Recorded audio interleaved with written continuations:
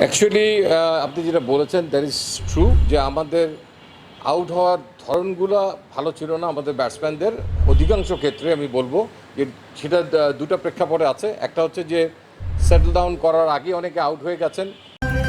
পুরনো মোটরসাইকেল বদলে নতুন মোটরসাইকেলে নিন 18,000 টাকা পর্যন্ত ক্যাশব্যাক।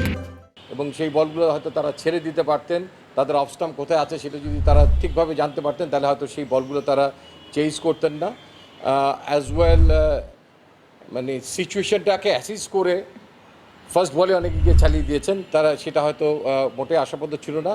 তো সেক্ষেত্রে আমরা ব্যাটসম্যানের টেস্ট ম্যাচের মেজাজে ব্যাটিং করার অনেক সুযোগ দেখছি। এওয়ে টু দ্য উইকেট মানে আম্পায়ার অনেকে ডায়াগোনাল যে অ্যাঙ্গেলটাকে ক্রিয়েট করে আমাদেরকে বারবার পরাস্ত করছেন আমাদের ব্যাটসম্যানদেরকে। এটা এই সিরিজ দিয়েই শুরু হয়নি, আমার মনে হয় এসে রিপিটেশন হয়েছে এখানে।